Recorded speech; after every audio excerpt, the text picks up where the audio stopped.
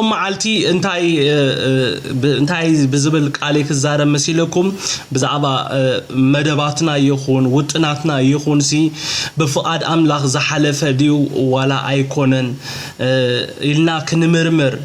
مبزحتنا حجي ولا نسخاتكم تزي قبركم بزح حساب أب حدش عامت كمت أخلو بزح بلاناتي زوت بزح أجنداتات ولا بولك أسابات يخون بكامباني تاع درجة يخون مدبات يوز يوم نزوم نزي نزمت عامت تباهيلو مالتينا كم كريستيانات نحنا جن كنقبرهم زقبونا نجارات إلى ز حسبكم نعو شارك قبركم يسوع كويتاي سلازي نايمت أي مدباتنا فقاد أملاخ زما أخلدي ولاس أيكونن نتيخن قبرهم إلنا زوت أنا موتنات بفقاد أملاخ غيرنا كنعرفهم تصبوا يقدس عن حواتي أنا يسوع أبناء أقلقلو زمنو أب كل زقبرو نجار زبزح جزيز تقاملوك على انترينايو انتاي ندحري لكمني فقاد كيخون ويدما فقاد أبوه فتسمي مت إزبلاين أب زمننا منفس قدوس أنا أم سيريس نزل نجار زي خزارب كلهم علتي أب زمننا منفس قدوس أقلقلت زي كون سي إنو زلو دحر فقادو زقويو أقلقلتي سي إنو زلو قدوس أنا بزحات أقلقلتي إنا زلنا أب مولو عالم مالتي إنا كندي percent دحر فقادو يخيدو علو وين خيد علنا زي نفسه كف زملسو حتى خوني مالتي لو مجن بزيك زعبير زاربنا قال غيرنا نحنا نفقادو نقبر سبات كنخون قويتا يدقفنا امين انا كم انا كزارب انت خوينه اب زمننا زلو اقلقلتي كلاتهم حساب እግዚአብሔር ወይ አፍአድ አምላክ አለው ይለ ያሐስብኔ መቼም ሰው ላይ ካመሬት ካባዶ ተበጊሴ እዚ ነገር ከምዘይብል ይርዳአኩም ይለ ያሐስብ ማለት ብዙሆነ ግን ሎም መንፈስ ቅዱስ ነቶም አብ አገልግሎቱ ዘለና ንኹን በሕጂ ንአገልግሎቱ ዝፈለየና ሰባት ኩላህና አብ ኩሉ ንገብሮ ነገራት ፈአድ አምላክ እንዳመርመርና ክንገብር ንእግዚአብሔር ፈአዲ ጎይታ ሆሙ ይዝደሊ ነፍሶከፍና ማለት مبزحتي يوم ناي زمننا أقلقلوت كجمرو خلو برقت بدمت قويتها جميرهم كهوني خليا جن بتز جمرو عيك تصلوني ميزبل زالله أنا بتي أب كبابي زريون زبوني كبل بت كم زبل زد فرني مالتي هجي حالي نجار كتردو لي دلي زالله خن تايو بزعبا أب زمن زالله أقلقلتي ويدما بزعبا خالص بكزارب زي كونكوب زلوا معلتمت زالله بزعبا نفسه كفنا بزعباين بزعباهم هناك الزارب مت إزلهم على لو ما بزعبا عقلقلتنا زي كونس بزعبا جزء رسناي كزارب دلي زلهم قدساني ما جم حدش عمد كمت صهولو كامباني تات يخون ولك أسبات ببيت كريستيان يخون بولكي نتزحلف عامات جمجامي جبري ما يكونن دي قدساني كله كامباني تات يخونو ولك أسبات يخونو سي نتي زحلف عامتي يجمجميهم جمجامات يجبريهم نتي زحلف عامت مصر عيو جمجمهم مسودو الجباب بيلهم بزعبات حدش عامت دما يزراربيهم هيكونن دي قدساني عبت حدش عامت كجبر زلوا نجر نايت عامت قولاتهم مدباتهم وطناتهم يزاربو كم تنايلومي أخيبا زمت عامت دما بتنت عامت زوجو أجندة يقعزو مالتي قدساني أزي أزيو أقداس نجاريو نت زحلف عامت جمجم موساد بزعبات زمت زلوا عامت بلانات أجندات موسى أزيو أقداس نجاري إن كم زي جبر كامباني ويدما ولك أسب أبتصرحون نجار productive أيكونني قدسان وتسيتاوي أيكونني كم كريستيانات كن جلد ما كن جبروز جبأنا نجارات هالو هم تهجي قبلكم أنا حكوت جمجامات تي نمت أي مدى موسى أقداسيو كم زين ديام زي جبر كامباني يكون ولك أسبات وتسيتاوي أيكونني إذا خنبلوت أنا إحنا نجار كل تصبقوا أنت هنا كم كريستيانات كم آمن تجنا أبتنوت أموتنات منفس قدوس زي ما أخل أنت خوينو خسارة بزعبا زي لو ما علت أنا خزار بدليز الله أتنوت أم دبات تي نو نوتنا متناتسي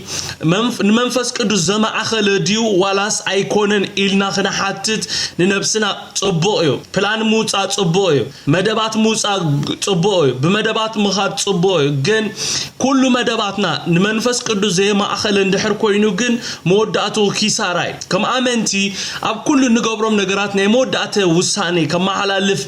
زلوا منيو قدوساني نحنا زي كون ناس منفس قدوس يخون زلوا آمين اسكا أنا كحتكم مالتي لومي اتزوج أنا وطنات مدباتنا ببحدا رأيهم اسكا قدوسان كم تنكجبر يزبلنا يوم زوج أنا يوم مدباتنا من رأيهم منفس قدوس تحتي تدو قدوساني نت وطنات كن نت برنامجات كنوت خولنا سي منفس قدوس دي زوج أونيروس ويس منفس قدوس تحتي تدو ويس أي تحتتن منفس قدوس أما أخيلنا يدو أبتي برنامجاتنا أبتي أجنداتنا سي منفس قدوس أما أخيلنا يدلنا ولا سأما أخلنا يون منفس قدوس نايحلف ورقتي بودو ولا سأيحابون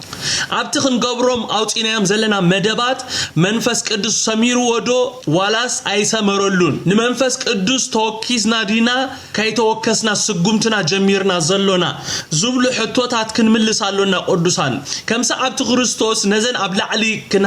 كنحاتهم زسأنا حنا حطوتات بقبو خنملسهم يقبونا أب كل نقبرم نقرات كأدمي مقبارنا فقارك زابير ديو والاس أيكوننين نخن حاتتالونا انت زي كوينو كيسارات رايزخون قدوساني نتي زوج أنا يوم وطنات قدوسان مدبات كم تزحسبنا يوك سلطنا يخقل يخوني إذا مالت جنا وطناتنا مدباتنا نمنفس قدوس ما أخل يو مالت جنا يكونن كله مالت بلان أوتينا كله كم بلان زوج أنا خدلنا كسلطنا يخقل يخوني جن إذا بلاناتنا كم تزحسبنا يو مدباتنا كم تزحسبنا يو كيدو مالت جن منفس قدوس سمير ولا مالت جنا يكونن لو معلتي أزانكم صبوا غيركم تهيبكمني بتعمي دس بلني مالتي نحنا مالت سعبت خريستوس زخونا كنزنقو زي بلنا نجر الله قدوساني قداماي نحنا نيجزا أرسنا أيكوننا آمين حدا قداماي نجر كنفلت زلنا نحنا نيجزا أرسنا كم زي كنا نفلت علونا إزي أتبيقو مسترد أنا نفسنا نفس وكفنا كم وانا زلوا سب وانا لنا قدوساني آمين نفسنا وناني كم زلوا مسفلتنا مسأمنا بخلاي درجة هنقبرم زلنا نجر نتايو نجزا رأسنا بحث برزي كونس فقاد رأسنا زي كونس فقادتي بخبر وارجاز عدجنا كنجبر زلنا آمين لومي هيوتنا من فتشان لومي هيوتنا من رأيا تنقبرو نجرات بمول أسي فقاد أملاخ زما أخلدي ولاس أيكونن إلنا خن حتى تصبوا قدسان سئلنا خن كتسل سئلنا خن سقوم يبلنا أتأويلنا دما من قدتاتنا ملسينا خن ريقوم علنا قدسان النقبرهم زبلة كم كريستيانات كم سعبت خريستوس انتينا خنقبر زلنا قدساني قعزوتاتنا خنق آنيوم علنا كم تخبلوت أنا حكو كل جزء كامبانيتات يخونوا والكسبات يخونوا ببيت كريستيان درجة يخون كل جزء انتيام زقبرو ديسمبر يخون ويدما قدمي يزلو ورحقبت صحقولو بزعبات زحالف عمد زسرحو تاب يقبرو مالتي كم زين كم تن عينت بلان اوتينا نيرنا كله كم تزحسبنا كيدو دو ايكودن يلوم يماميو تزسرحو يريو تزي سرحو دما اندغنا نتزمص نمغبار يبلو مالتي ازي صبو كنسو جن ابت كله نوصو اجنداتات منفس قدوس اندحر زي ما اخيلنا منفس قدوس اندحر زي حبيرو كيسارا يقدسان احواتي كمت اسميره خزارب زدلوخو لو معلت انتايو نحنا نيغزا ارسنا ايكونان ونا نزلنا سباتينا كم دلاينا خنعتو كم دلاينا خنوص ايكونن امين بواغا استعدقنا سباتينا قداماي قرنطوس معراف 6 كاب 19 ساعه اسرا خزارب كلهم يبل بواغا تعديكم يخممو سغاهم بيت مقدس اتي اباحاتكم زلو كاب املاح تقبلكم منفس قدس مخانو نايرسكم كم زي كونكم دو ايتفلطونيهم سلازي بسغاهم ناملاح اخبرو يبلنا قدس لومي بزعبا زي كزارب زدلي مالتي قداماي كنفلطو زلنا نحنا سعبت خريستوس زخونا بدم كريستوس تعدقنا سبات نخريستوس كم نايقل مدحان استقبلنا سبات نايقزا رسنا ايكونان وناني زلنا سبات إينا كم ونان زي بلو فالول كن كيد يبلنا بسرعات كن أتون كن واتن زقبا أن سبعاتنا يسوع كريستوس قويتاي يس قويتاي بارك هذا متحوي سلازي أبزا زنبب كلكم قالسي أب قدامي كورنثوس مراب شديش قبل أسر شاتك إسرائيل تاي بلسي أنت أبزا سلست قال أقدستي قال يزارب مالتي قدامي أنت إزنقرنا زلق أردساني بواقع استعدقنا سبات مخوانا ينقرنا لو ما علت أنا نقركم الله بواقع تعدكم سبات إيخوم يسوع كريستوس قويتاي كلا أي أنت يزبلهم زلوا حواري باولوس سجانا محضر منفس قدوس مخانو يزنقرنا زلوا آمين دو إذا هنفلت علونا قدامي بواقع استعدقنا سبات مخوانا كلا أي سجانا محضر منفس قدوس مخانو مالتي سالساي أبزق على يزنقرنا أنتايو بتي منفس قدوس زحادرو سجانا دما أتأبيكم سمعني بتي منفس قدوس زحادرو سجانا مالت زيت أدس السجانا آمين دما نأملاخ كنخبروا له خمسة لنا يزخف لزيز نقرنا آمين نحنا كابتوم كالو زفلينا أنت عند حريلكمني أنا نسخاتكم من منفسنا حيا وزخون سباتنا موتات زنبرنا ببدلنا بحياتنا موتات زنبرنا سبات إجزابير حبتام فأروس تلعلى نعينا عهدكم من هيوان زجبرنا سباتنا هيوان متسوعنا آمين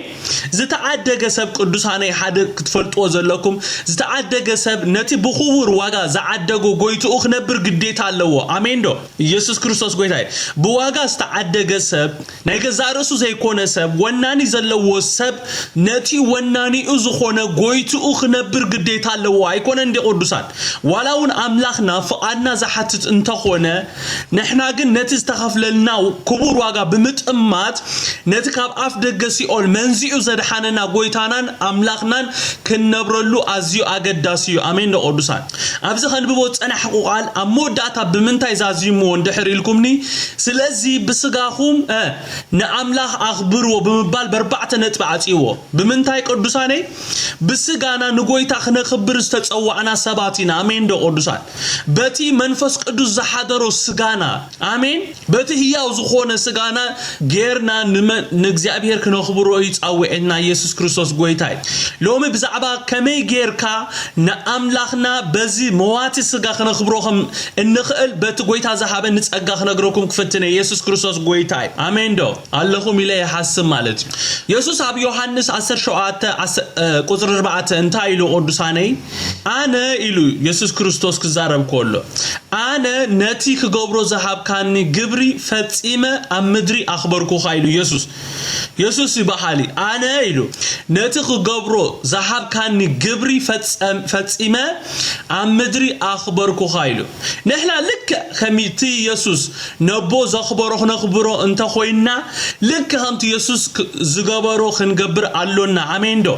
بزيتا حال نمتن انت خنقبر كم زلنا ززارب زلهو نابرانا أنبابرانا كمي غيرنا خنقير كم زلنا يزارب زلهو كابزي يسوس تزاربو بمبقاس حدا نتبطات كنري دسب لني مالتي يسوس نبو زخبرو خمي غيريو قدوسان نزي حتو هنملسو لنا يسوس نبو زخبرو نتي أبو أمدري خغبرو زحابو قبر بمفتامي قالي يكونن نحنا كم سعبت خريستوس دما حدا خنقبرو زلنا نقر انتولو انتايو يسوس كمي غيرو يفقاد أبو وي كغبرو زنبرو قبر تاتفتسيمو إلا حاتيتنا نتحتو ملس راخيبنا بدحري دما كمتي يسوس كريستوس زغبرو زنبرة اندحر تملاليسنا تراينا نت فقاد أبو خنقلقل نخيل بحاتيرو انتا يزبر زلهو ندحر تمليسنا حيوت يسوس كنقانيو علنا كما يمثل نيرو نابرؤو يسوس كريستوس أما علتاو يقعزوس انتا يزوتر نيرو انتا يقبر نيرو إلا اندحر قانينا صبو زخونا سئل خبرناي مالتي يسوس نتز توحبو ايو بعاوت كفتسم زخ علو نقر انتا ينيرو قدساني قداما يسوس فقاد أبو أم نفسه كف كونتات يحطت نيرو قداما فقاد أبو أب هيوتو انتا يبوهانو فلت نيرو قداماي فقاد أبو أب هيوتو انتي خمزو خوني فلت نيرو كالا يسوس فقاد أبو أب نفسه كف كونتات يحطت نيرو بسألوت مس أبو جيزي يحلف نيرو أب كله تزقبرو نجر مرحيت كابابو بمقبالي زقبرو نيرو قدسان كالا يسوس فقاد رأسو بفقاد أبو زتواحد السب نيرو يسوس كريستوس ጎይታይ ስለዚህ ንሕና ኸኣ ኣብዘን ተሪፈናና ዘለዋ ዓመታት ፍቓድ ኣቦ ክንገብር እዩ ክንፍጽም እንድሕር ደኣ ኮይና ልክ ከምቲ ኢየሱስ ዝገብሮ ዝነበረ ክንገብር ኣሎና ኣሜን ቀዳማይ ክንገብሮ ዘለና ኣብ ህይወት ነፍስ ወከፍና ናይ እግዚአብሔር ፍቓድ እንታይ ምዃኑ ምፍላጥ ኢየሱስ ክርስቶስ ጎይታይ ኣሜን ዶ ካልኣይ ኣብ ኩሉ ንገብሮም ነገራት ቅዱሳን ኣሕዋተይ ኣብ ኩሉ ንገብሮም ነገራት ቅድሚ ምግባርና ኣብ ነፍስ ወከፍ ጉዕዞታትና ፍቓድ እግዚአብሔር ምሕታት ካብ እግዚአብሔር ምርሒት ምቕባል ብጸሎት ምስ እግዚአብሔር ጊዜ ሙሳድ እዚ ኣገዳሲ እዩ ንነፍስ ወከፍና ኢየሱስ ክርስቶስ ጎይታይ ካል ኢየሱስ ክርስቶስ ንኹሉ ፍቓድ ኣቦ ገይሩ ፈጺሙ ክሓልፍ ዝረድኦ ነገር እንታይ ድሕሪ ኢልና ናይ ኢየሱስ ፍቓድ ብናይ ኣቦ ፍቓድ ዝተጠቕለለ ነይሩ ኢየሱስ ክርስቶስ ጎይታይ ብሓጺሩ ዓሰር ኢየሱስና ክንስዕብ ኣሎና ንሕና ሰዓብቲ ክንከውንና ተጸዊዕና ኣሜን ንሕና እንታይ ክንከውንና ተጸዊዕና ብለኩም ኣለኹ ቅዱሳነይ ሰዓብቲ ክንከውንና ተጸዊዕና ሰዓብቲ ክርስቶስ ክንከውንና ተጸዊዕና ኣይኮነን ዲ ምዝ ዘይሰማማዕ ሰብ ኣሎ ምዚ ኣነ ዝብሎ ዘለኹ ሓሳብ ዘይሰማማዕ ሰብ ኣሎ ሰዓብ ክንከውንና ተጸዊዕና ሰዓብቲ ክርስቶስ ክነብዝሕና ድማ ዕዮ ተዋሂቡና ኸይዱ ክልተ ነገር ኣሎ ንሕና ኣዘ ክርስቲያን ክንገብሮ ዘለና ቀዳማይ ንኢየሱስ ክንስዕብ ካልኣይ ሰዓብቲ ክርስቶስ ምፍራይ ኢየሱስ ክርስቶስ ጎይታይ ስለዚ ነቲ ናብ ኩሉ ሓቂ ዝመርሓና መንፈስ ቅዱስ ክንስዕቦ ኣሎና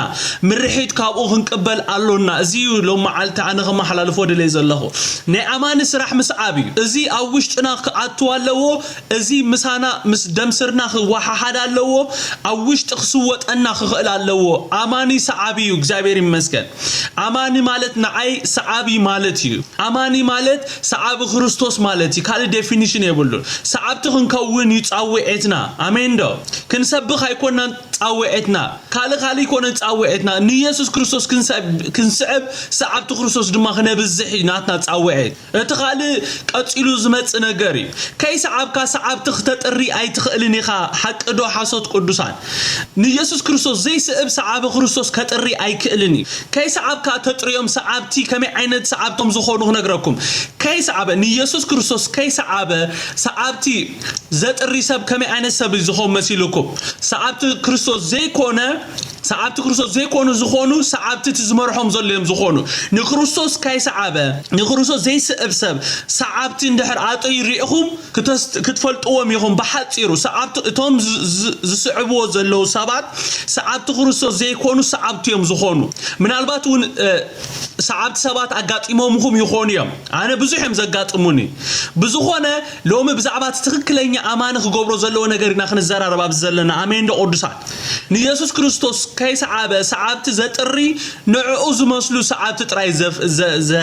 ዘፍሪ ንኢየሱስ ክርስቶስ ዝመስሉ ሰዓብቲ ተጥሪ እንድሕር ደሊኻ በቃ ነቲ ሓድሽ ሰብ ዝለበሱ ሰባት ተጥሪ እንድሕር ደሊኻ ክትስዕብ ኣለካ መጀመርያ ንስኻ ንኢየሱስ እትስዕብ ሰብ ክትከውን ኣለካ ኢየሱስ ክርስቶስ ጎይታይ ቅዱሳን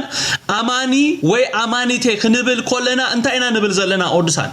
ኣነ ሰዓቢ ወይ ድማ ኣነ ሰዓቢት ክርስቶስ ኢና ንብል ዘለና ኣይኮነን ዲ ቅዱሳኔ እናመለስኩም ለይተኸድኩም ጽቡቕ እዩ ኣማኒ ክንብል ኮለና እንታይ ኢና ንብል ዘለና ቅዱሳን ኣነ ሰዓቢ ክርስቶስ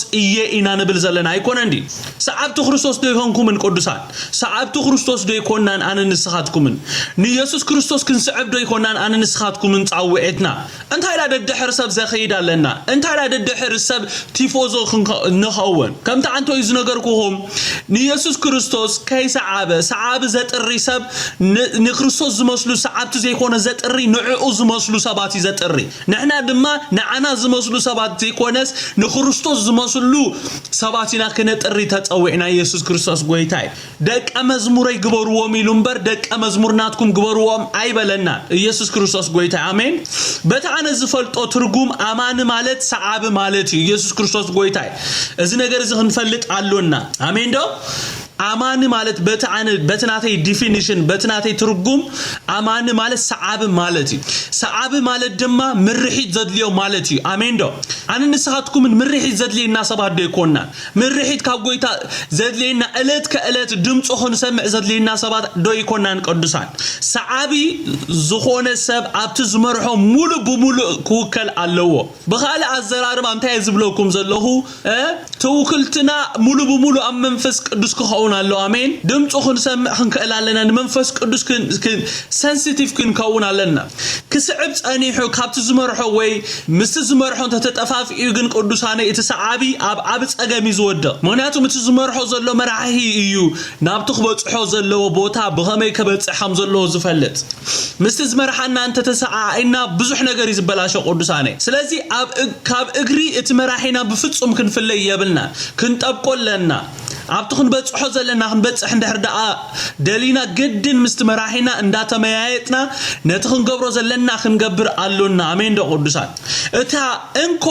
መንገዲ ብስጋና ንኣምላኽ እነኽብረሉ መንገዲ እምበዓር ንመንፈስ ቅዱስ ብምስዓብ እዩ ኣሜን ዶ ንመንፈስ ቅዱስ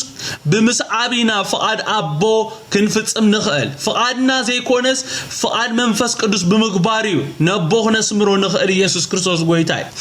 ናይ ዓመት መደባትና ይኹኑ ኩሉ ውጥናትና እዝን እትን ክገብሬ ኢልና ዘውፃና መደባትና ውጥናትና ብመንፈስ ቅዱስ ማህተም ተገይሩሉ ዶ ዋላስ ኣይተገብረሉን ቅዱሳን እሱ ይናኽና ሓትት ዘለና እሱ ዝገብሮ ዘለኹሲ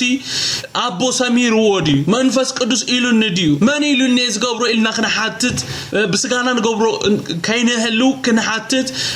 ነዚ ነገር እዚ ክንምርምር ብጣዕሚ ኣገዳሲ ቅዱሳን መደባትና ኮነ ውጥናትና ንመንፈስ ቅዱስ ዘይማእኸለ ናይ መንፈስ ቅዱስ ማህተብ ዘይብሎም እንተ ኮይኖም ዋጋ የብሎምን እዩ ነቲ ነውጾም መደባትና ምስ መንፈስ ቅዱስ ተዘራሪብና ክኸውን ኣለዎ ዝብል ዘለኹ ቅድሚ ዝኣገረ መንፈስ ቅዱስ ክሕተት ዘለዎ እቲ ዕድል መንፈስ ቅዱስ ክወሃብ ኣለዎ ኢልና ንዛረብ ዘለና ኢየሱስ ክርስቶስ ጎይታ ምንም ነገር ቅድሚ ምግባርና መንፈስ ቅዱስ ኣብዚ ጉዳይ እንታይ ይብል ኢልና ንሓትት ኣለና ፍቓድ ካፍልጠና ክንብሎ ኣሎና ቅዱሳኔ ሕጅውን ጊዜ አሎ አሜን ሕጅውን ጊዜ አሎና ኩሉ ዘውፃና መደባትና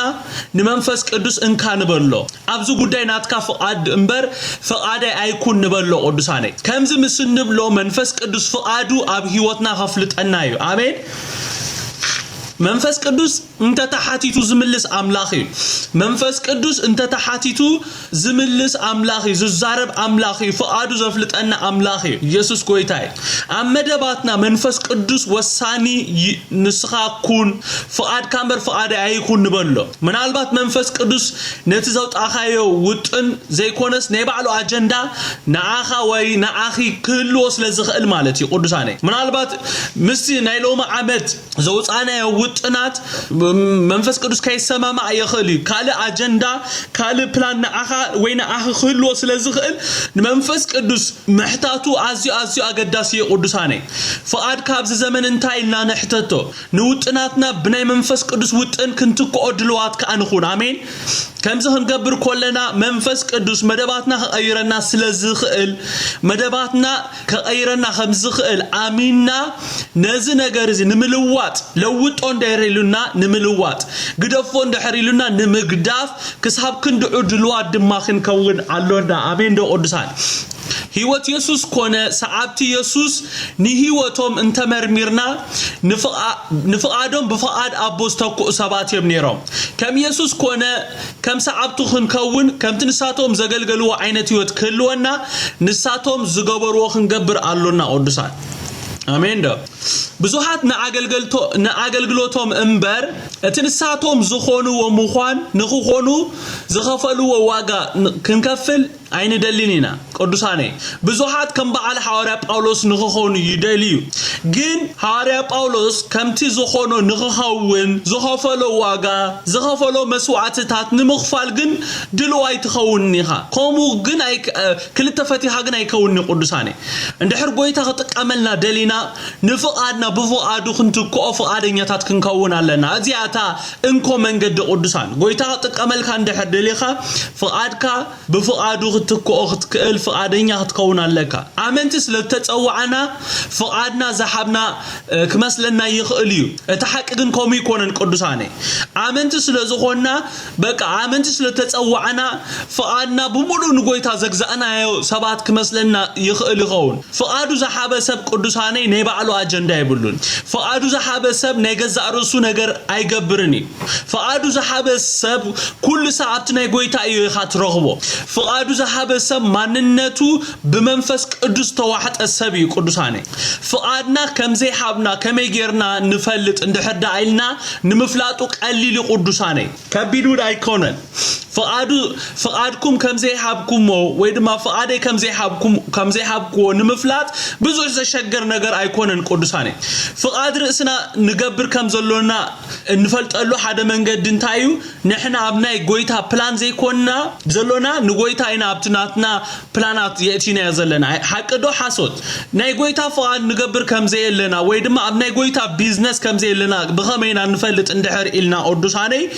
نجزابير أبتناتنا بلان مبرنأتو نحنا أبتنا إجزابير بلان أين أتونا نفسنا نترينا يا كل جزء نجزابير بلاننا أبتنا أجندة خنا أتوينا ندليمبر نحنا أبتنا تو أجندة ينركبنا بزي فقاد كم زي حبك فقاد كم زي حبك بتفلت قال له هو مالك قدوسات نزل مفلات أب كل نجبرهم نجارات نتأمتهم بقلت تجاهيدو خنرهبوينا ولا نقلقلو أقلقلوت أنت تفتشوا نحنا زي كوينا أبغيت أجندة زلنا نقويت أنا أبتناتنا أجندة نأتو بحثيرو وفيا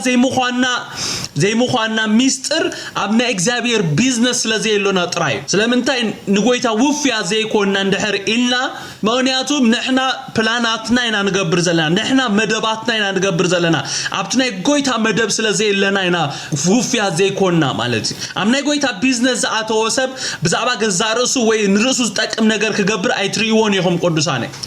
أبز عمت زي قويتها نابتناتو أجندة نابتناتو مدب يأتونا أمين دو قدساني كريستيان تراي تسمينا خنا حلفا يكون إننا إكزابير دليت عب هيواتاتنا إكزابير بعين بعاقاتكم من غيرو خسرحو زدلي بزح مدبات علوو قن فقادين يازخونو سبات يدلي كمتي إكزابير نمن كل أخمس بلا بقى نبي انتايلو نعي لآخلو كومو بفقادينينت منفس نعي لآخ زبلو فقادين نعاها يبكالو زبلو سبات قويتا يناديالو أبز زمننا أبز زمنين أبز زمنكمن قويتا كم زيوم عين الزبولو سبات قرات نفقادهم بفقاد قويتا زتوكو سبات قويتا يدليالو لو معالتي نعي كومو قبرن نبلو قدسان حواتي أنا خخون أنا خخدل كزبل قويتا يدليالو من خخدل لين من كل أخمس بلا أنا خخدل كايلو بكا نعي لآخلو كوما عينت سبيريتا وشتنا يأتو آمين فقادو زحابة سبكن كون متان يسوس قويتاي يسوس أبي يوحنس 4:34 ندك أمزامرتو بلع إلهم مسلم منو انتايلوهم يسوس بلهم بالأيسي فقادتي زل آخر نخجبر يون كفت أميلهم قدسان يسوس كريستوس قويتاي فقادو زحابة سب ناتو نجار زي كونس ننا إكزابير نجاري زقدم آمين دو فقادنا كم زي حابنا نقويتا كم يجرنا نفلت اندحر إلنا فقادو زحابة سب ناتو نجار زي كونس نإكزابير نجاري زقدم كل جزء ناتنا نجار نقدم ندحر كوينا ناتنا نجار نسرع ندحر كوينا نيجويتا نجار ندحر نقدفون ندحر كوينا فقادنا جنا ملو بملو نكزابير عيرك كابنا مالتي قويتا فقادنا نفس وكفنا يدلي الله بزمن زي فقادنا تزغون سبات يدلي الله قويتا قدسان بهومي نزقال زي لو معلتنا بزرو مزل سدد زلو يسوس بفلا أوانجيل يوحنس كيدنا خلينا نبب كلنا إذا فقادك اتبلك قلب تدقاقامي كتقاملا نريئينا قدسان أب كل نقبرم نقرات فقاد إكزابير كنقبريو نيقويتا فقاد آمين ويودا از وانجيل أب جزينا خبت حقولو ملكوعي غير اللومبر نيابو فقادسي أب كل بوتا فقادو خنقبري نيابو دليت نيابو حرمت لبو انتاين دحري الكمني أب كل بوتاتات فقادو خنقبري يسوس كريستوس قويتاي أنا قدساني كم تم سئلهم زقوا عزو سبات هيكونكون يا حتتي تحتو دو حتو دو لكم أبز زمن زي أوشت أخم تحتو دو زحتت سب أمونغونا لودو سلامنتاي كم زو خوينو سلامنتاي كم زو زي كون تبلو دو قدسان أنا كابتم كم زي عينت حتو تزل علو سبات حدي زحتت دما ملسي ركبي منفس قدس زملس ززارب أملاق سلازخونا كنا حتو تصبو قدساني كابز ساعات نيني ونزلو ززاربو نجر تخيلكم تبوك غيركم أذانكم عليك حوني مغنياتهم حدا عقد داسي نجر كزارب سلازخونكم مالتي يسوس كريستوس قويتاي زغولو كزاربوكم زت أنا حكو زغولو كنجركم زت أنا حكو نزي كابز ساعات نينو كم كمحلالفو زدليو ملأختي نمحلافي يسوع كريستوس غويتا لومي زستبحال كل ነገር እንደገና ድማ ዘይሰማማዓሉ ነገር አለ ቅዱሳን ንዑ ክነግረኩም ቤተክርስቲያን ንሁሉ ናብቱ ጉባኤ ዝመጽእ ሰብ አገልጋሊ ቤተክርስቲያን ክትገብሮ ትጽዕሮ ጻዕርታት አይድግፎኒ አይ ዶንት ኖ ከመይ ትሪው አይፈልጥ ኩላህና ቤተክርስቲያናት አገልገልቶ ክንከውን አይኮናም ተጻውዕና ከሙያነ እምነቴ ኩሉ ሰብ አብ ቤተክርስቲያን አገልጋሊ ኸውን አይኮነና እግዚአብሔር ጻውዕት እግዚአብሔር ዝተፈላለ ሰባት ገይሩ ዝፈጠረና ማታን አብ ዝተፈላለ ቦታ ክንዋፈር ኢየሱስ ክርስቶስ ጎይታይ እንታይ ዝብል ዘለኹ ኩሉ ሰብ ኣብቲ በርባዕተ መንደቅ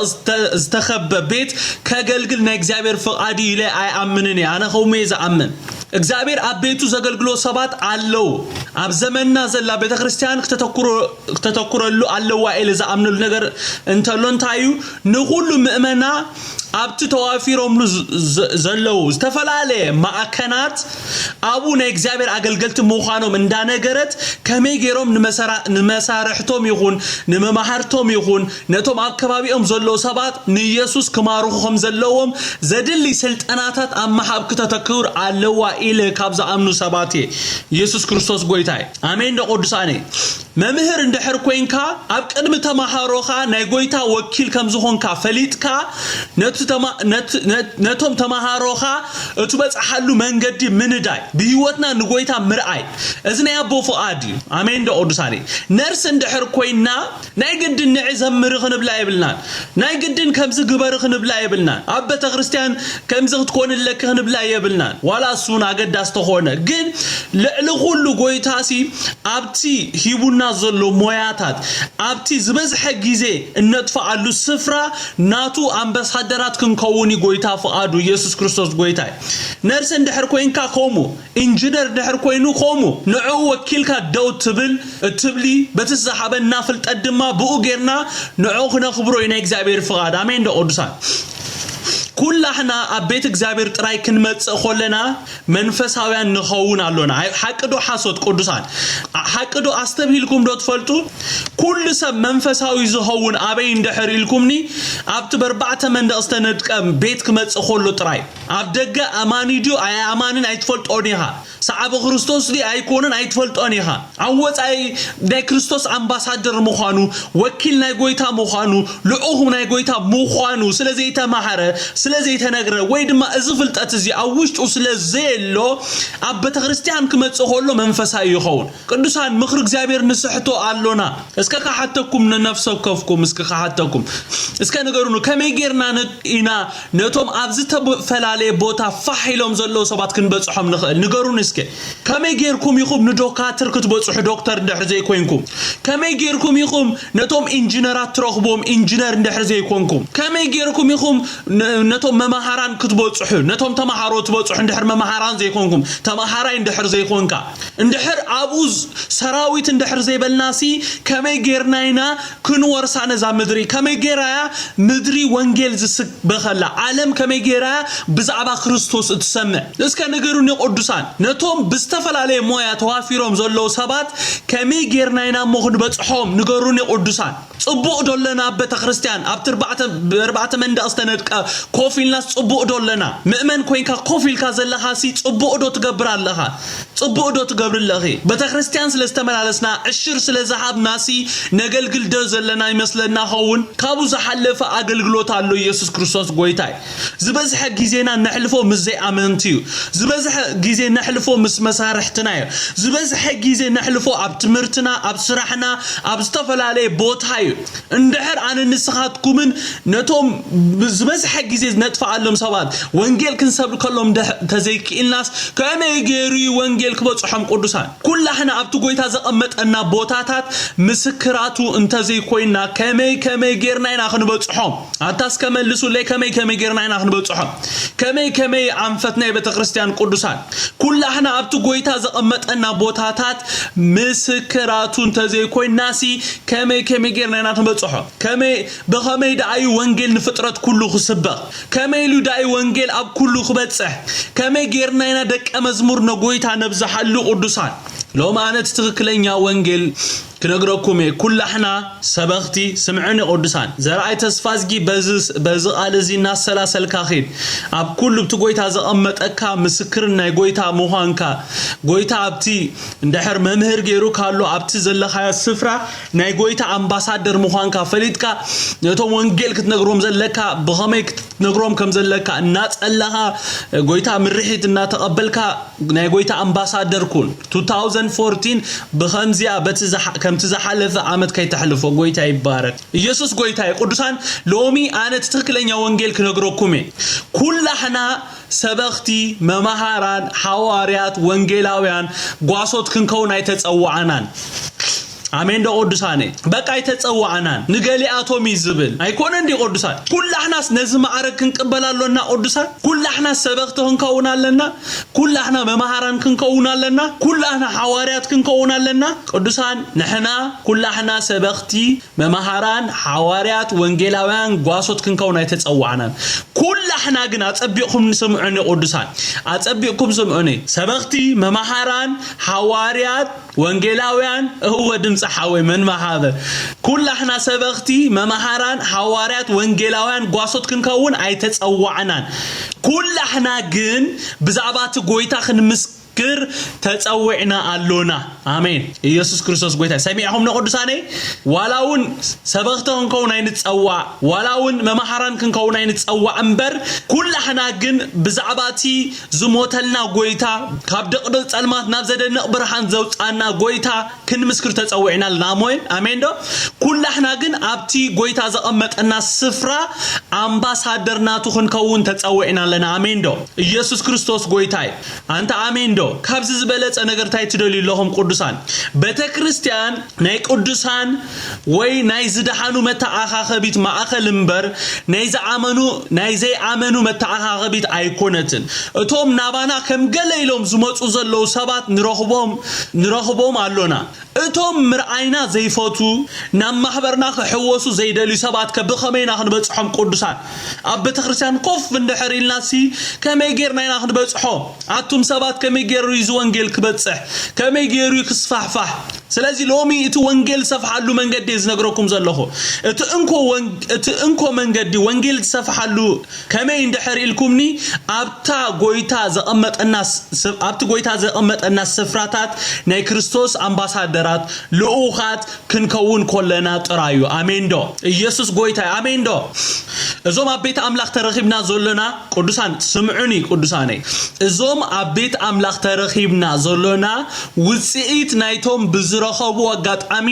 ንኢየሱስ ዝሰብኩ ወንጌላውያን ስራሕ ወንጌላውያን ሰርሑ ሰባቲና አቤቱ ዘለና ሐቅዶ ሐሶት ቅዱሳን አነ ንስኻትኩምን ሎሚ ሰዓብቲ ክርስቶስ ዝኾናኮ በቶም ኣብ ቤተክርስቲያን ጥራይ ዝሰብኩ ሰበኽቲ አይኮናን ቅዱሳን በቶ ብዝረኸቡ አጋጣሚ ኣብ እንዳሻሂደም ረኺቦምና ኣብ ቤት ትምህርቲ ደም ረኺቦምና ኣብ ዝተፈላለየ መንገድ ቦታታት ዝረኸቡና ሰባት ወንጌል ካዝነገሩና ሰባት ውጽኢትናቶም ኢና አይኮና እንዲና ቅዱሳን አይኮና እንዶ ኩላህና እንዶ ዘዝመጻናሉ መንገድ ንርአዮ ምልሲልና ሞን ጠምት ቅዱሳን ከመይ ወንጌልና ባይና ባኻትኩም በጽሑ ብቅዱሳት ሰባት ይበጽሑ ስለዚህ አነ ንስኻትኩምን ቅዱሳት ክንከውን አሎና ኣብቱ ጎይታ ዘቀመጠና ስፍራታት እሙናት ክንከውን ልኡኻት ናይ ጎይታ ክንከውን ናይ እግዚአብሔር ፍቃዲ ኢየሱስ ክርስቶስ ጎይታይ ናብ ዓለም ዝልኡኹ አገልገልቲ ካብ ብዙሓት ውሕዳት አይሰዓኑን ነኦም አምላኽ ይባርኮም ቅዱሳኔ አነ ግና ዝሪኦ ነገር እንደሕርዳ አሎ ኮይኑ ኣብቲ ዘሎ ስፍራ ኮይኑ ብዙሕ ፍረ ክፈሪ ንዝኽእል ሰብ ቅዱሳን ስምዑኒ ጽቡቅ ጌርኩም እዚ ምስ ብዙሓት መራሕቲ ምናልባት ከይሰማማዓን ንኽእል ግን እዚ ሓቂ ስለ ዝኾነ ነገረኩም ሓደ ሰብ ኣብቲ ዘለዎ ስፍራ ኮይኑ ብዙሕ ፍረ ክፈሪ እናኸኣለ ወይ ድማ ንዝኽእል ሰብ ኣብቲ ብዙሕ ፍረ ዘይፈርየሉ ቦታ ዳርጋ በሓይሊ ካብ ድሌት ወጻኢ ተቐምጦ ዋላ ዘማሪ ወይ ክስእሉ ምዝማር ዝፈቱ ሰብ ይኸውን ኣብ ደገ ኸኣ በቃ ወንጌል ምምስካር በቃ ዝፈቱ ኸውን ወይ ድማ ካልሞያ ህልዎ ብሞዩ ዝረኽቦም ብዙሓት ሰባት ኮለው ኣብዘይከውን ቦታ ተቐምጦሞ እቲ ሰብ ክሳዕ ዝክእል ሕጊግ ይብል ማለት እዩ ምስ መረሮኻ ጨሪሹ ኣገልግሎት ይኹን ቤት ኣምላኽ ምምጻ ይሓድጎ ኣነ ብዙሕ ከም ዝርኢ ኣለኹ ቅዱሳን መታ ነቲ ሰብ ካባኻ ከይከይድ ኣብ ዝኾነ ቦታ ተጸግዖ ዝኾነ ዓይነት ኣገልግሎት ትህቦ እዚ ጌጋ እዩ ቅዱሳን ኣሕዋተይ ጌጋ እዩ ሰባት ከይከዱ ኢልካ ዝኾነ ኣገልግሎት ምጽጋዕ ናይ እግዚአብሔር ፍቃድ ኣይኮነን ዘድልዩና ሰባት ጸጋና ዘላልዩ ሰባት የድልዩና ጸጋና ለልዮም ድማ ኣብቲ ፍሩትፉል ንኾነሉ ኢፌክቲቭ ንኾነሉ ቦታ ዘቐምጡና ኣገልገልቲ ዘድልዩና ኢየሱስ ክርስቶስ ጎይታይ ኖን በቃ ትሰብ ምእመን ካይጎድል በቃ ዘማሪ ስለዝወሓዶም ዘማሪ ክገብሩኻ ኣሸር ስለዝወሓዶ ኣሸር ክገብሩኻ ዘይኮነስ ኣብቲ ፍሩትፉል ትኾነሉ ቦታ ሪኦም ኣቡ ዝስኩዑኻ ኣገልገልቲ ዘድልየና በቃ ካይፈተካ ሕጊግ ትብል ኣብቲ ፍሩትፉል ዘይትኾነሉ ቦታ የቐምጡኻ ሞ ሕጊግ ይብል በቃ ገሊኦም ምስመረሮም ምርር ምስበሎም ቤተክርስቲያን ገዲፎም ዝኸዱ ኣነ ቁጥሮም በቃ ብዙሓት ኣለው ኣነ ዝፈልጦ ጌጋይ ቅዱሳን ካብ መጀመርታ ይሰማማዓሉኒ ኣነ ካብ መጀመርታ ካል ስለምንታይ ንበዝሕን ኣሎና ክንሓትት ኣለና ስለምንታይ እዩ ከምቲ ዝግባ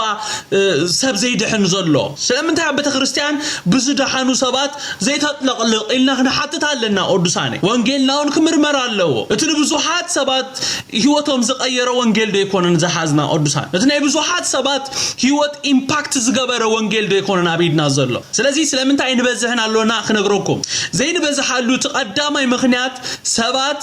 ጎይታ ኣብ ዘይቀመጦም ቦታ ብምህላዎም እዩ ኢየሱስ ክርስቶስ ጎይታይ ኣማይ ካለኹ ዶም ይቆራረጻሉ ስለዝብሉን ዘሎ እቲ ኻልኣይ ድማ ከምቲ ኣብ ላዕሊ ክብሎ ጸናሕኩ ህዝቢ ኣምላኽ ኣብቲ ተዋፊሩሉ ዘሎ ቦታታት ስራሕ ይኹን ቤት ትምህርቲ ወኪልና ኢየሱስ ምዃኑን ናይ ወንጌል ሓደራ ኣብ ዝባኑ ከም ዘሎ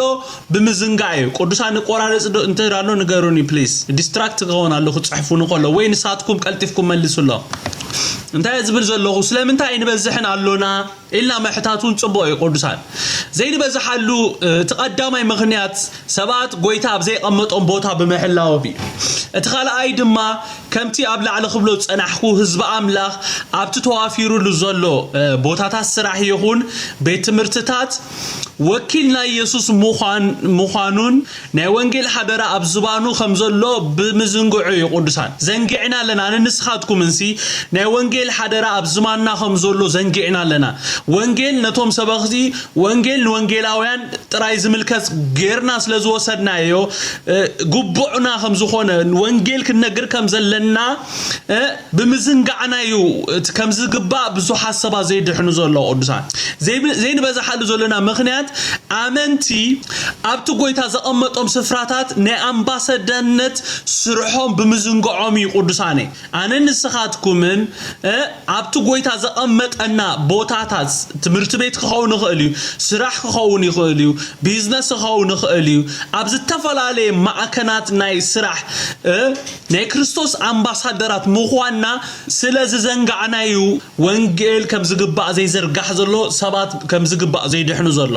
ቤተክርስቲያን በሓደሽቲ ነፍሳት ክተጥለቕልቕ ዘይከኣለትሉ ምኽንያት እንታይ እዩ እቲ ዘለናዮ ቦታ ጎይታ ዝሓበና ናይ ኣገልግሎት ስፍራ ምዃኑ ስለዝዘንጋዕና እዩ ቅዱሳን ሎማዓልቲ ኣነ ንኡ ክነግረኩም ደልየ ዘለኹ እቲ ዘለኹሞ ናይ ስራሕ ቦታ ናይ ኣገልግሎት ስፍራ ቦታኹም ይቅዱሳን ኣቡ ጎይታ ከተገልግሉ ኣቡ ኣሚጥኩም ኣሎ ኣቡ ዘለዎ ሰባት ክትረኽቡሉ ይደልዩ ቅዱሳን ኣብቲ ዘለኹሞ ስፍራ ትሰርሕሉ ቦታሲ ዘይኣመኑ ሰባት የለውን ቅዱሳን እቶም ኣብ መሪሕነት ተቐሚጦም ዘለው ኣገልገልቲ ድማ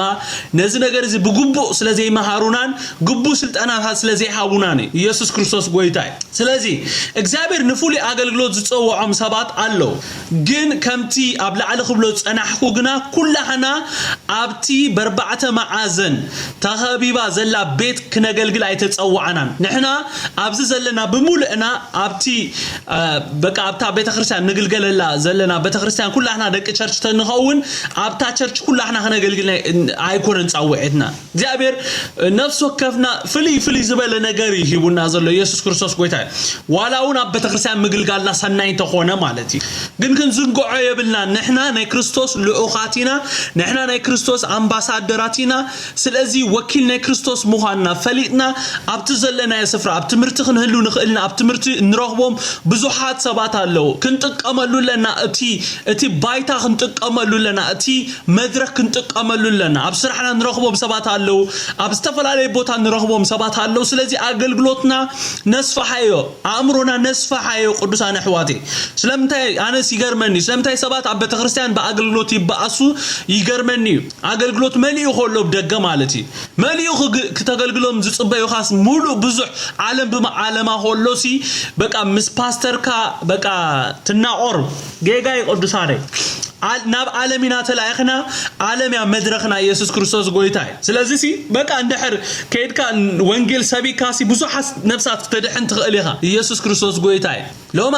ኣነ ብመንፈስ ቅዱስ ተደሪኸ ነግረኩም ኣለኹ ቅዱሳኔ ኣብ ቤተ ክርስቲያን ምግልጋል እኳ ሰናይ እንተኾነ እቲ ዝበዝሕ ኣገልግሎት ኣብቲ መዓልታዊ ንወፍረሉ ስራሕና እዩ ዘሎ ኣይኮነን ቅዱሳን ሓሶድ ይዛረብ ኣለኹ ሓቂ ኣብ ቤተ ክርስቲያን ምግልጋልና እኳ ሰናይ እንተኾነ ቅዱሳኔ እቲ ዝበዝሕ ኣገልግሎት ኣብቲ መዓልታዊ ንወፍረሉ ስራሕና ቤት ትምህርትና እዩ ዘሎ ኣእምሮና ነስፋሓዮ ቅዱሳን ጎይታ ኣፎዱ ፋሕ ኢሎም ዘለው ደቁ ክእክብ ይደሊ ኣሎ ብፍላይ ኣብዛ ዓመት እዚ ይኹን ኣተሓሳስባና ካብቲ ጸቢባ ኣተሓሳስባ ወጪና ግፍሕ ዝበለ ነገር ንርአይ ኢየሱስ ክርስቶስ ጎይታይ ኢየሱስ ክርስቶስ ኣብ ኣገልግሎቱ እንደሕሪኢና ካብቶም ኣብ ቤተክርስትያን ዝረኽቦም ንላዕሊ እናዘረ ዝረኽቦም ሰባት ኣይበዝሕን ነይሩ ቅዱሳን ኢየሱስ ክርስቶስ ዝበዝሐ ስብከቱ ኣብ ማርኬት ፕሌስ በቃ ኣብ ናይ ዕዳጋ ቦታ ኣብ ከተማታት ነይሩ ዋላ ሐዋርያ ጳውሎስ ብዙሕ ሰብ ዝማረኸሉ ኣበይ እንደሕሪልኩምኒ በቃ ኣብቲ ሰብ ዝእከበሉ ኣደባባይ ናኸደይ ቅዱሳን ኣሕዋቴ ኣብቲ በርባዕተ መንደቕ ጠጦ ዝበለ ገዛ ኮይንካ ሰባት ክድሕኑ ኢልካ ምጽባይ ጌጋይ ቅዱሳን ንዓይ ኣብ ቤተክርስትያን ኣይረኸቡንን ሰባት ንዓይ ኣብ ፎኦዶ ባር እናኸድኩዮም ረኺቦምኒ ንዓይ ኣብ ካልማልእ ክዋፍር ከለኹ እዮም ረኺቦምኒ ንዓይ ኣብቲ ማዕቶት ክንከይድ ከለናዮም ረኺቦምኒ ቅዱሳን ኣብ ዝኸድክዎ እግዚአብሔር ኣምባሳደራት ናቱ ስለዝጸንሕዎ ንሳቶም ድማ ግድ ኢልዎም ብዛዕባ ክርስቶስ ብዛዕባ ወንጌል ግድ ይብለኒ ኢሎም ወንጌል ስለዝነገሩኒ እነሆሎ መዓልቲ ኣነ ካብ ብዛዕባ ወንጌል ክግበር ዘለዎ ነግረኩም ኣለኹ ክብርን ጎይታ ይኹን ተዘይነግሩኒ ነይሮም መቼም ናብ ቤተክርስትያን ኣይመጻኹ ነይረ ቅዱሳን ኣነ ኮ ናብ ቤተክርስትያን ክመጽእ ዝጀመርኩ እኮ ናብ ቤተክርስትያን ክመጽእ ዝጀመርኩ እኮ ወንጌል ድሕር ምንጋሮም ኢየሱስ ዝበሃል ፍቅረካ ስለዝበሉኒ ፍቅሪ ጎይታኻ ምስ ዓደምክዎ ኣብ ልበይ ምስ ተቐጻጸለኮ ቅዱሳን ክደሊና ቤተክርስትያን መጽ ስለዚ እቲ ዝበዝሕ ኣገልግሎት ኣብቲ መዓልታዊ ንወፍረሉ ስራሕና ስለዝኾነ ቅዱሳነይ ኣእምሮና ነስፋሓዮ ከምቲ ዝነግረኩም ጸናሕኩ ጎይታ ፈቆዱ ፋሕ ኢሎም ዘለው ደቁ ክእክብ ይደሊ ኣሎ ንኹሎም ከረኻኸበሎም ዝኽእል ግና ንሕና ኣእምሮና እንተ ኣስፊሕናዮ ካብቲ በርባዕተ መንደቕ ዝተኸበ ቤተክርስትያን ምስ ነወጽእን ኣብቲ ጎይታ ዝዋፈረና ቦታታት ብግቡእ እንተ ተመላሊስናን መሰኻኽሩ እንተ ኮይና ጥራይ እዩ ጎይታቶም ጠፊኦሞ ዘለው ደቁ ክእክብ ዝኽእል ቅዱሳነይ من يفلت أبت زلخايو سفرة وأبت زلخيو سفرة قويتا زقمتك أو زقمتك كيسي كمنا أستير مدحانيت كتكون مدحانيت كتكوني لخو من يفلت سازي نزو قويتا زحابنا عبء عدل نتقامل لقدسان أتي حادثة بتمسكروا له كم زعننا يسوس كخو نخلي قدسان يجرمني أباي بقى كي تحللوا وانجيل زرقز نبروك على أملاح زرقز نبروس بتعمل زدنا مالتي أنا نا يسوس كم زخوني لهم أيتتصبيون قدسان أيتتصبيون نجركم الله هانتو قال ترى تنبيت قبل عليه تزاريبا مالتي هانتو قال منفس قدس درها قال ترى قبل عليه تنبيت تزاريبا أنتي كم زخون قبل عليه تزاريبا قالوا أتكن كنقرون خلوا أنا نا يسوس صباح نجو نبزو حزت أكم أقل قال خوني إلهم أيكون نجيرهم كدحن كم زلنا نفليت ترى وانجيل نجيرهمني إذا تدحن وسب من البات نمدري إيرتران نفوسي ክኸውን ንምድሪ ኤርትራ በቃ በአገልግሎቱ ግልብጥብጥ ዘብል ሰብ ክኸውን ይኽእል ይቅዱሳነ ስለዚ ሓደ ሰብ ከማን ድሕር ከሲብኩም ኣብ ስራሕኩም ወፂኹም እኹል ይቅዱሳን ሓደ ሰብ ተድሒንኩ ጎል ይሃልወና ቅዱሳነ ኢየሱስ ክርስቶስ ጎይታይ ቤተክርስቲያን ነዚ ነገር እዚ ፍጹም አይተጸቅጠሉን ያ ስለምንታይ እቲ ምኽንያት ነቶም አገልገልቲ ዝሕደግ ክኸውን ከሎ ሎሚ ግን ኣነ ብዘረኸብኩ አጋጣሚ ነገርኩም ኣለኹ ቅዱሳነ ኩላህና አገልገልቲ አምላኽ ኢና እዚ ክንፈልጥ ኣሎና ንስኺ አገልጋሊት አምላኺኺ አገልጋሊ አምላኺኻ ንስኻ ወኪል ናይ ክርስቶስ ኢኻ ኢየሱስ ክርስቶስ ንምድሪ ሓዲጉ ናበቦ ኸይድ ከሎ ንዓኻ በይንኻ ንዓኻ ወኪል ገይሩ ይኸይዱ አሜን ዶ ንዓይ ወኪል ገይሩ ይኸይዱ ኣብዚ ምድሪ ኣነ ወኪል ናይ ክርስቶስ ብግለይ ማለት ኣነ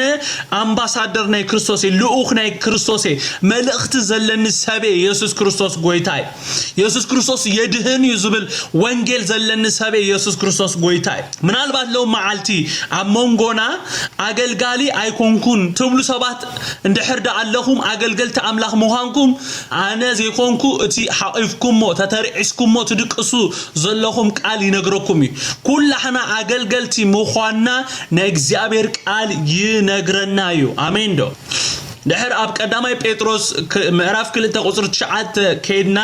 እንታይ ይብልሲ ንስኻትኩም ኣነ ንስኻትኩም ማለት ንስኻትኩም ግና ደግነት እቲ ካብ ጸልማት ናብቲ ዘገርም ብርሃን ጸዋዓኩም ምእንተ ክትነግሩ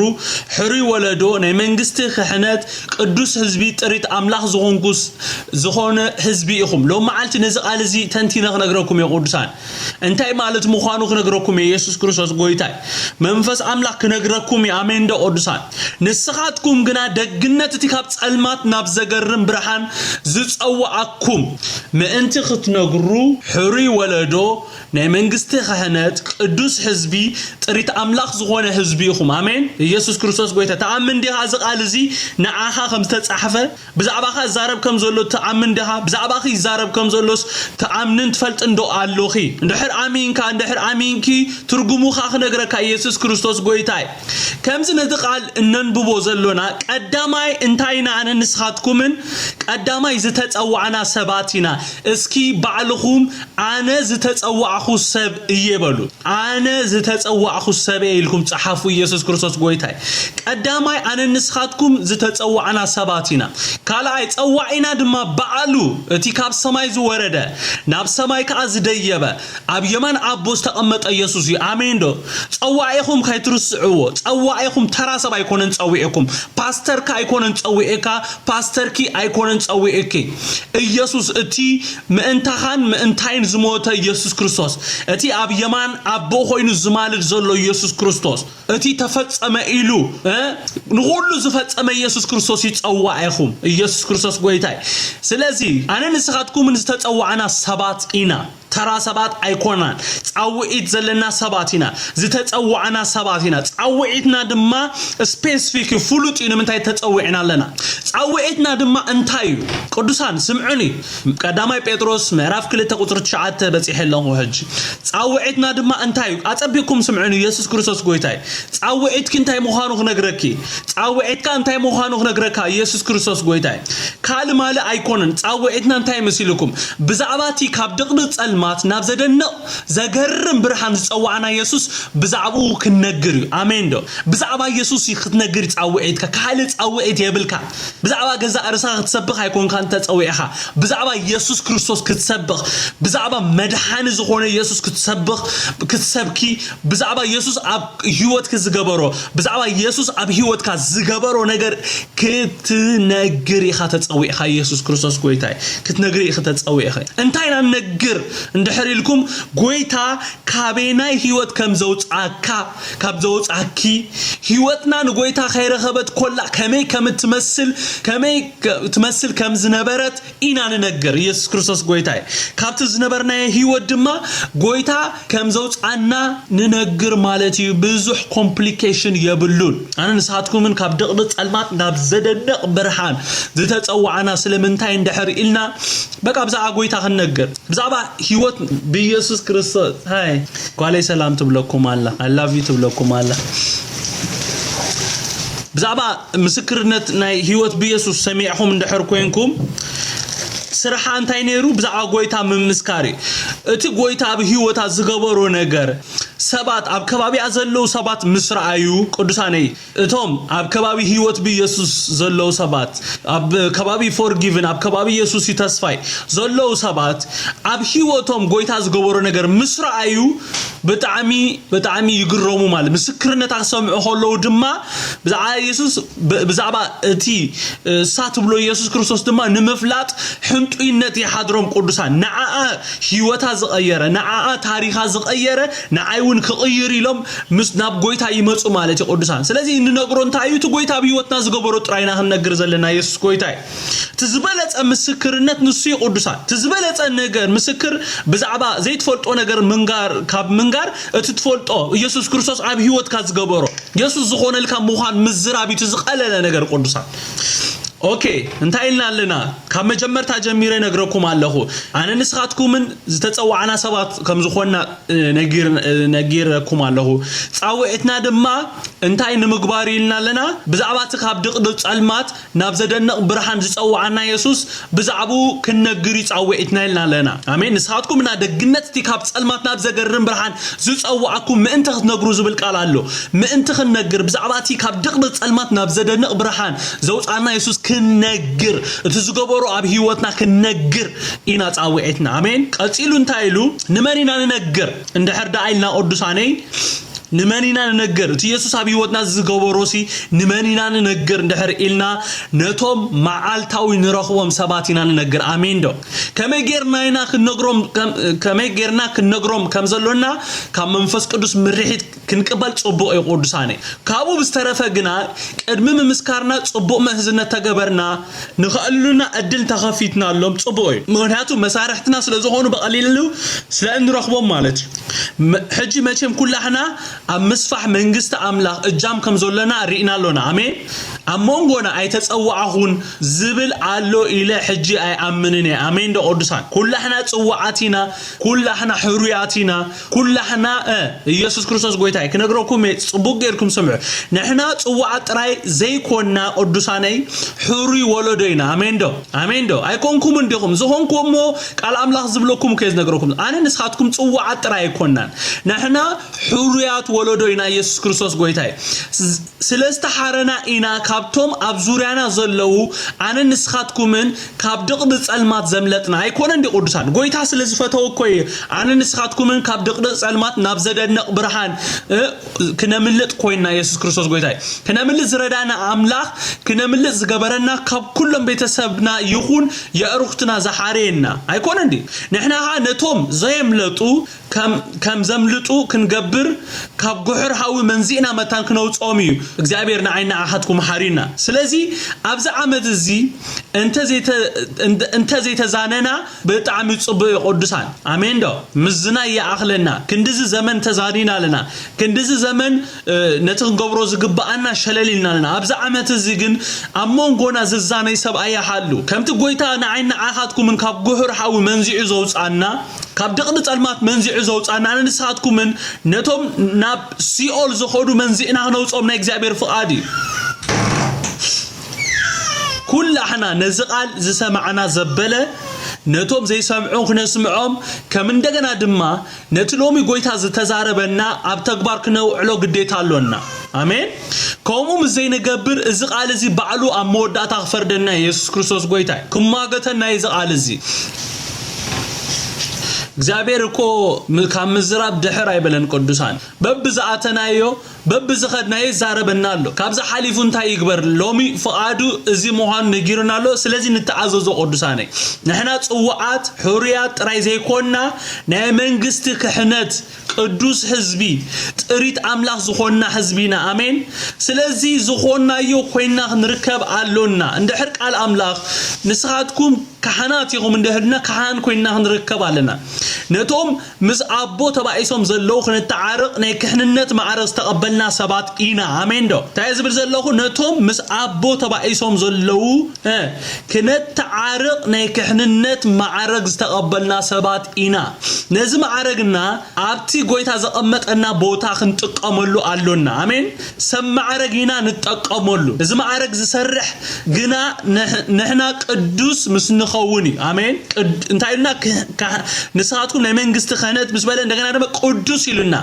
እዚ ናይ ክህንነት ማዕረግ ቅዱስ ንዘይ ኮነ ሰብ አይሰርሓሉኒ ንዘይ ተፈለየ ሰብ ናይ ጎይታ ንዘይ ኮነ ሰብ ካህንነት ብክህንነት ከገልገል አይክእልኒ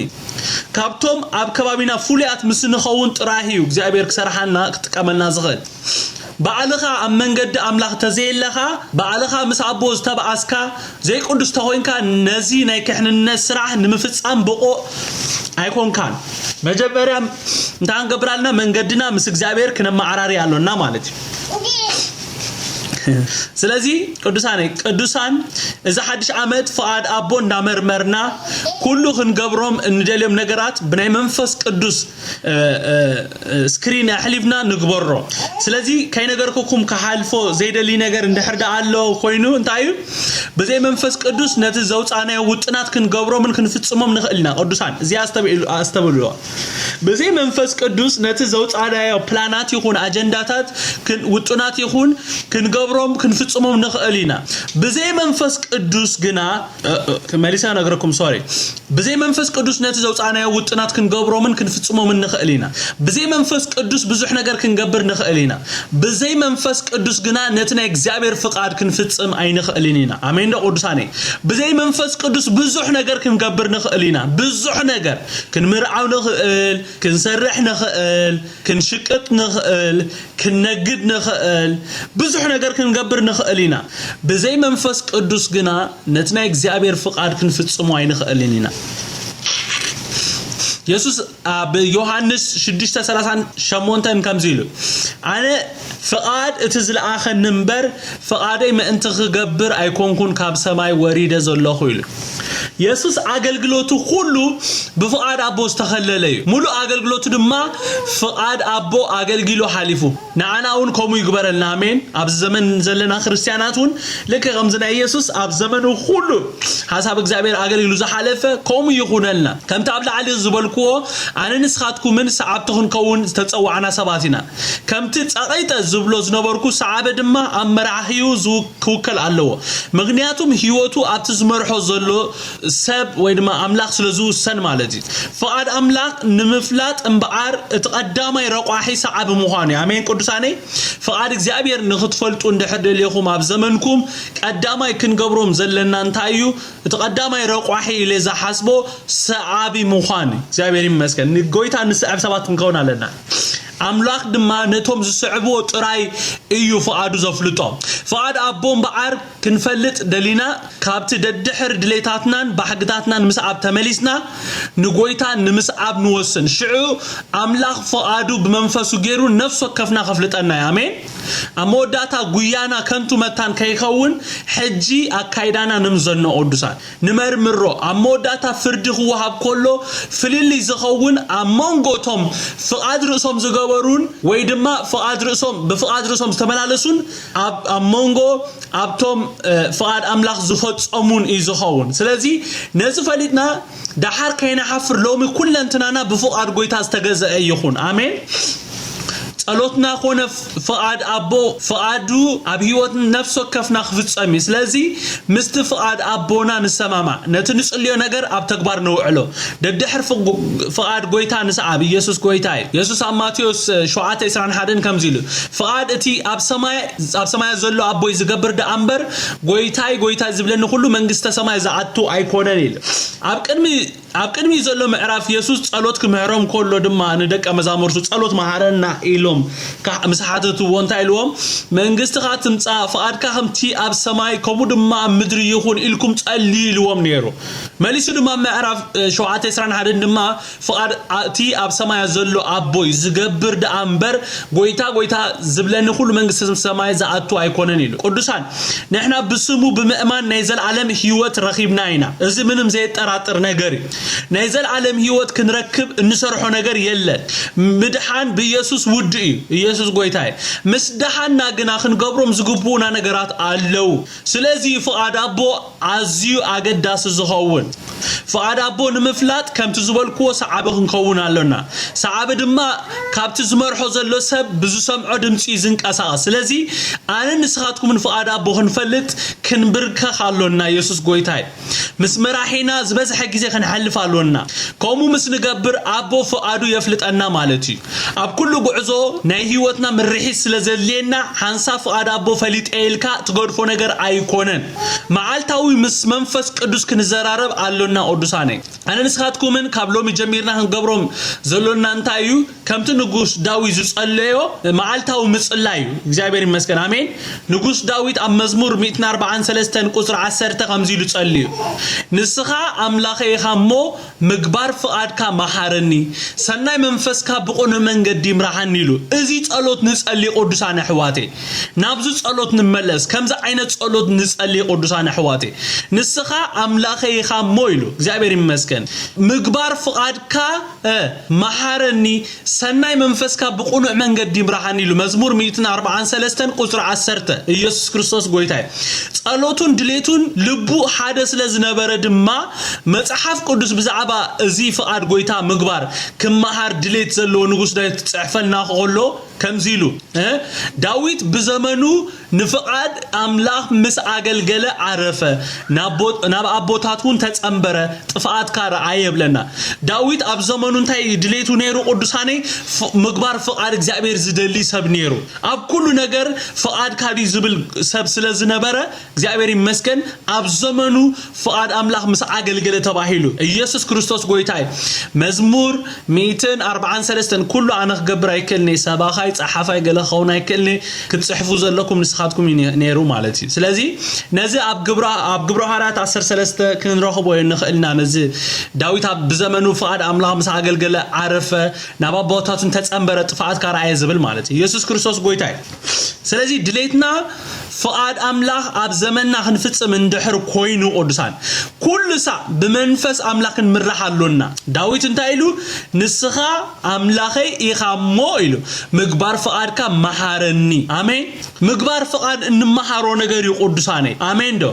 መንፈስ ቅዱስ ይዝመህረና ፍቃድ እግዚአብሔር ምግባር ሰናይ መንፈስካ ብቁኑዕ መንገድ ይምራሐኒ ኢሉ መንፈስ ቅዱስ ይዝመርሐና ኢየሱስ ጎይታይ ፍቃድ አቦ ክንገብር ዘኽእለና ባዕሉ መንፈስ ቅዱስ እዩ